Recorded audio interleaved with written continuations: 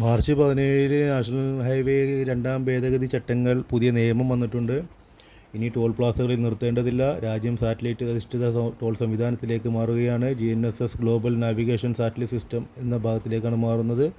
ഈ ടോൾ പ്ലാസയിലെ ബാരിയറുകൾ ഒഴിവാക്കും. വാഹനം നിർത്താതെ തന്നെ യാത്ര തുടരാം. ഓട്ടോമാറ്റിക്കായി ടോൾ തുക കുറയും.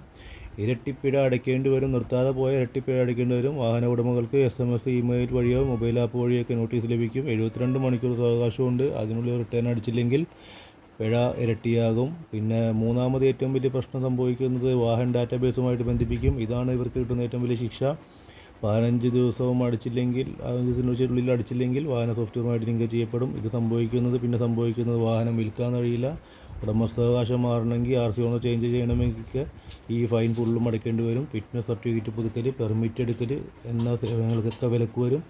ടോൾ കുടിശ്ശിക ഒരു നിയമലംഘനമായി കണക്കാക്കി ഈ ചെല്ലാനുകൾ ലഭിക്കും. ദൂരത്തിനനുസരിച്ച് ഇനി ആകെയുള്ള അഡ്വാൻസ് എന്ന് പറഞ്ഞു കഴിഞ്ഞാൽ, മെച്ചം എന്ന് പറഞ്ഞു കഴിഞ്ഞാൽ ദൂരത്തിനനുസരിച്ചുള്ള ടോൾ അടച്ചാൽ മതി. നിങ്ങൾ എത്ര ദൂരം ഉപയോഗിക്കുന്നു അതിന് മാത്രം പണം നൽകിയാൽ മതി. ഒരു നിശ്ചിത ദൂരത്തിന് ഫുൾ ചാർജ് നൽകുന്ന രീതിക്ക് ഇതിന് മാറ്റം വരുത്തും. ഇനി ടോൾ വെട്ടിച്ച് കടന്നു കളയാമെന്ന് വിചാരിച്ചാൽ പിൽക്കാലത്ത് വലിയ സാമ്പത്തിക നഷ്ടവും വാഹന സംബന്ധമായ നിയമക്കുരുക്കുകളും നേരിടേണ്ടി വരും.